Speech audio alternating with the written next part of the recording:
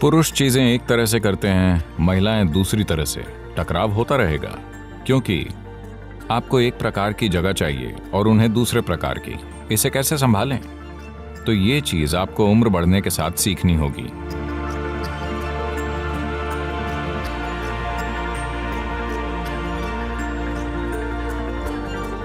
नमस्कारम सद्गुरु। नई पीढ़ी और पुरानी पीढ़ी में आपस में आजकल बहुत मतभेद देखा जाता है। हम ये कैसे सुनिश्चित करें कि उम्र का अनुभव और जवानी की ऊर्जा एक साथ काम करें? सिर्फ आजकल नहीं, इनमें हमेशा से मतभेद रहा है। नई पीढ़ी और पुरानी पीढ़ी। असली समस्या ये है, पुरानी पीढ़ी ये नहीं मानती कि उनकी उम्र हो चुकी है और नई पीढ़ी ये सोचती है कि वो बड़े हो चुके हैं। यही पूरी समस्या है। बूढ़े ये नहीं मानना चाहते कि वो बूढ़े हैं। युवा खुद को युवा नहीं बल्कि हर काम करने लायक बड़ा मानते हैं। पर somebody is occupying the space that you want to occupy. उनकी जगह किसी और ने ले ली है। ऐसा सिर्फ इंसान ही नहीं करते, खासकर हाथियों में। आप देखेंगे कि अचानक एक युवा हाथी गुस्से में यहां वहां घूमकर चीजें उखाड़ेगा, क्योंकि उसकी एक बड़े हाथी से लड़ाई हुई है। वो अपनी जगह नहीं छोड़ रहा था। तो ये छोटा हाथी लड़ना चाहता था, पर लड़ने की ताकत नहीं थी, इसीलिए तबाही मचा रहा है। जवानी। तो इसीलिए हमने इस देश में वर्णाश्रम धर्म बनाए थे। यानी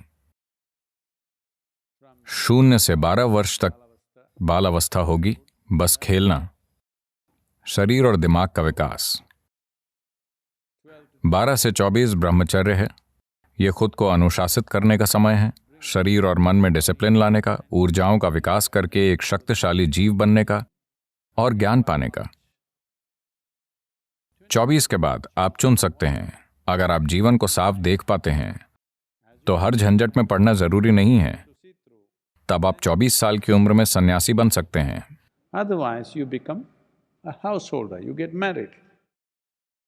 वरना आप शादी कर सकते हैं। तो अगर आपने 24 में शादी की 2 cycles of the solar cycle, तो 2 सौर चक्र यानी 24 साल बाद आप 48 के होंगे, यानी आपके बच्चे 18 से 22 के बीच होंगे। युवा हाथी की तरह वो चाहते हैं कि आप जगह छोड़ें, पर वो कह नहीं सकते।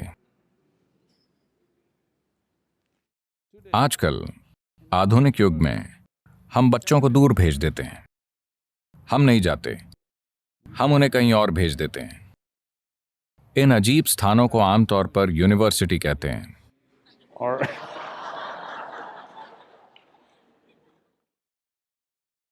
पर उन दिनों जीवन खेती के आसपास ही घूमता था। लोग घर छोड़ के दूर नहीं जा पाते थे, क्योंकि उनके जानवर और जमीन वहीं होती थी। वो कहीं और जाकर नहीं जी सकते थे। तो किसी को तो जाना था। तो 48 साल के माता पिता संन्यास ले लेते थे और अलग 2 स्थानों की ओर चले जाते थे। पति एक अलग आश्रम में जाता और पत्नी अलग में, अपनी आध्यात्मिक साधना के लिए। 12 साल, 60 की उम्र में वो वापस आकर फिर से शादी करते थे। आजकल वो बाहर नहीं जाते, वो साथ ही रहते हैं और 60 साल में फिर भी शादी करते हैं।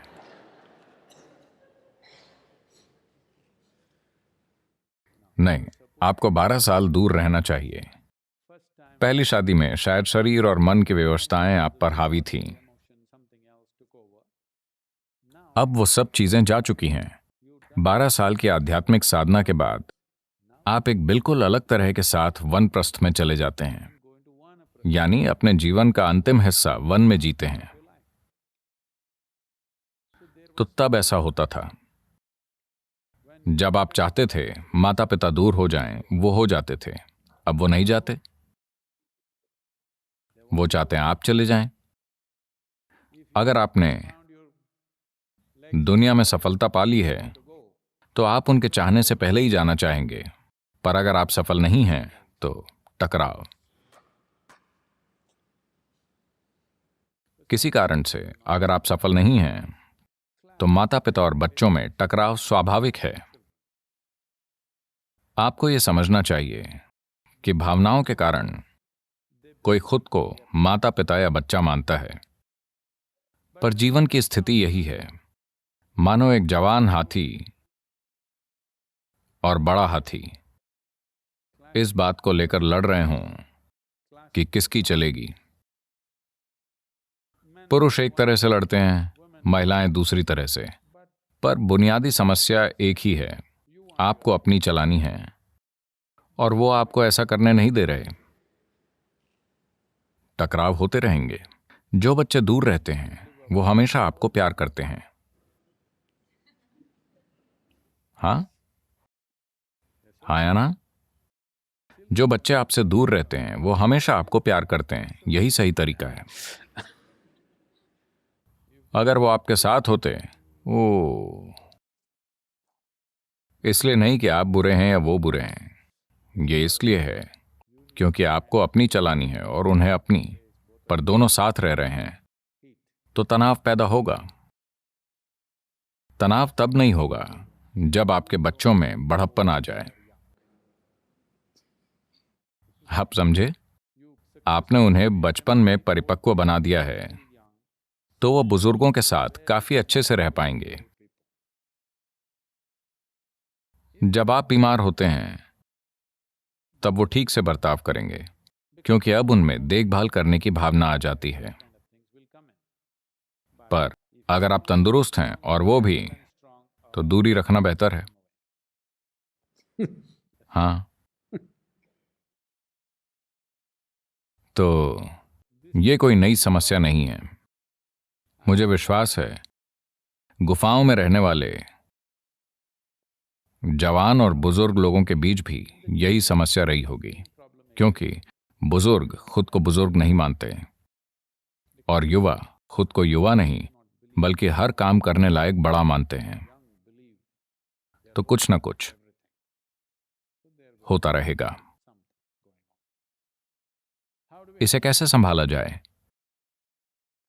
तरीका यह है कि बुजुर्ग पीछे हटते जाएं और युवा उनकी जगह लेते जाएं। बात सिर्फ यह है कि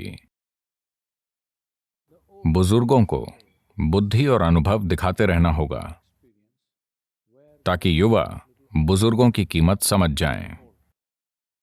ऐसा नहीं हुआ तो युवा आपकी इज्जत नहीं करेंगे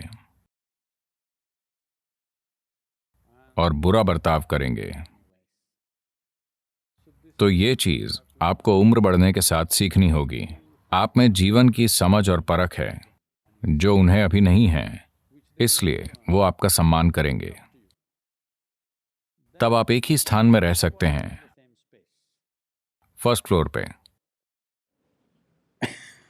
समझदारी से आप उन्हें ग्राउंड फ्लोर पर रहने दें और खुद फर्स्ट फ्लोर पर रहें। आपको सम्मान मिलेगा। अगर आप में सम्मान लायक कुछ नहीं है और आपने बस अपनी समस्याएं और बकवास जाहिर की हैं, तो वानप्रस्थ ठीक है। मैं जानता हूं आपको इस उत्तर की उम्मीद नहीं थी, पर मैं क्या करूं? मैं कोई नेता नहीं हूं जो सही चीजें बोलूं। मैं वही कहूंगा जो सच है।